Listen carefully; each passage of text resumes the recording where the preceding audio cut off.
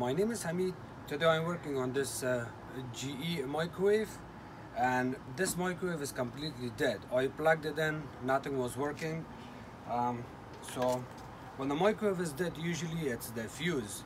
It could be anything, but very common problems are the fuse and problem with the door switch, and I'll show you how it looks here. So here's the microwave. I unplugged it already because it was not running. I took the back panel off. It was held by three security screws. The security screws are kind of like that. It looks like Turks, but it has a little small hole inside. So there was three of them. I opened the top panel. I checked this fuse here. That's a slow blow fuse with continuity. I checked it, and here's my multimeter. I have it on continuity test with the tune on. You can see. So I put one of my probes there, and another one on this side. So here, first I want to make sure it's good. You can hear that beep noise. It means that it's working. My multimeter is working. Now I'm checking this flow blow fuse. Nothing. I already know that the fuse is the problem, but I'm not gonna replace the fuse and fix the problem. I have to find what caused this fuse to blow. And I check all of my switches. There's one switch here, one at the back, one over here, and then there's another one on top. So I have four micro switches, and the micro switches are looking kind of like these.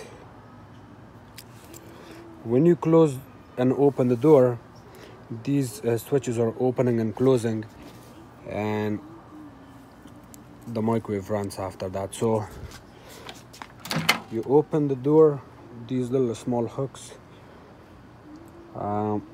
they hit the door switches. This is the door switch, so that kind of hits it like that. And you can see that this switch is broken, but I'm gonna tell you or I'll explain to you why it's not working.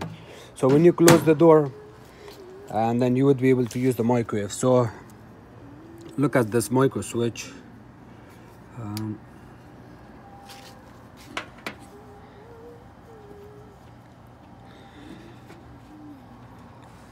You can see these little small pins over here and over there. Let me see, my camera is not focusing on it.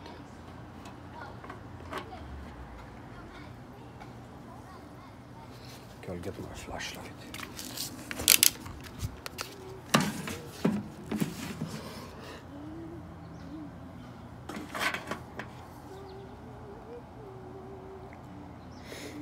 I have common wire going there. There's always common a pin on these micro switches, and then there would be normally open or normally close.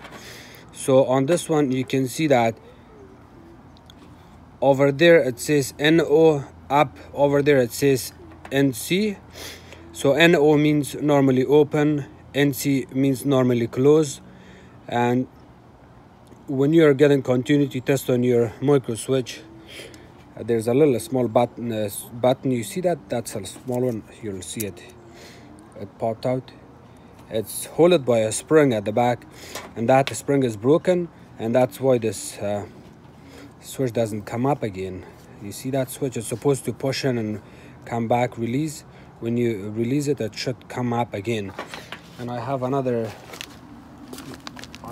small back here. I'm gonna take one of the switches out, and I'll show you how it's supposed to look. The color is different, but they work almost the same. So you see the switch, when I press it, you can hear it. When I release it, it clicks back out. But on this one, it's not doing anything. That switch is all the way in, and because it's broken from inside. And I can possibly open this and show you how it looks.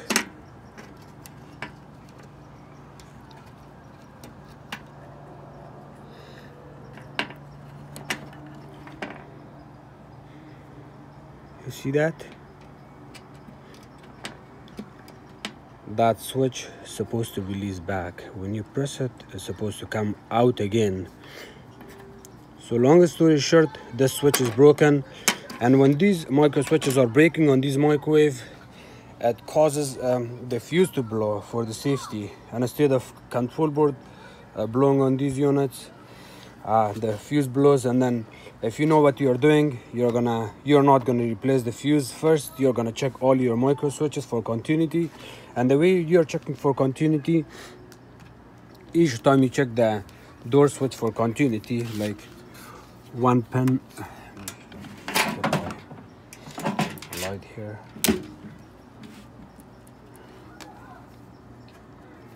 one probe goes there.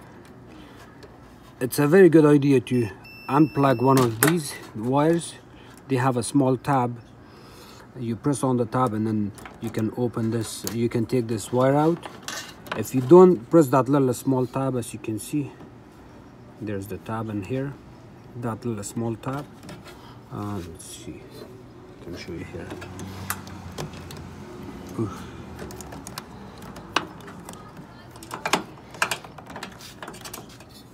If you don't press that little small tab, that one, you will not be able to get it out, because there is a little small hole on the switch.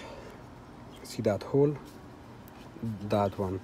The tab sticks into that, and then you would never be able to release it easily, or you can break the switch, or you would damage the wire. So press this little small tab like that, and then you would be able to release it. So disconnect one of the wires just to make sure you get a good reading. Put one of your probes from up. I'm holding the camera at the same time, so it's going to be really tricky to do this with one hand, but I'll try my best. So it's in, and the another probe goes inside. See, it can make that noise. It means that switches are giving me that reading. And when I open the door, you see the beep is gone. I don't have any continuity. It means switch is okay. So I'm gonna close it back again, and you'll hear the beep. You hear the beep? It means my switch is completely okay. So I did the same thing with this switch, that it was up. It was located here, over there, over there. I replaced it, so I'm gonna test the microwave now. I'm not gonna fully test it, but I'll just plug it in to make sure I'm getting power coming to the display. I don't want to forget this. And also, I'm supposed to say this on a start, I have couple videos about microwaves, working on them, and I hope everybody knows this by now if they are following my channel. You really have to discharge the capacitor by disconnecting one of the wires, and then maybe disconnect the bottom one. You need a needle nose plier to connect that and the bottom one at the same time. Kind of pinch it with the needle nose plier. It's gonna discharge it. Sometimes it also sparks. So I'm gonna plug this right now.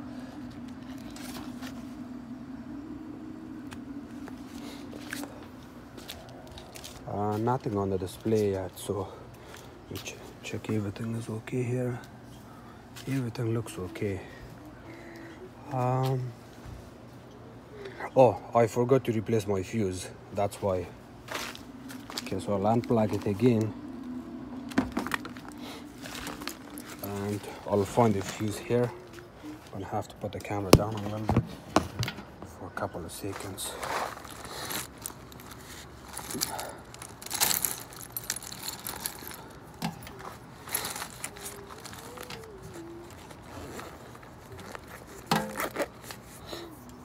There's the slow blow fuse. They're usually 15, 20, 25. The 20 amp fuse is the very common one that they use on the microwaves. And I honestly don't care if I have to use a 20 amp on the 15 amps. It's not going to make a big difference.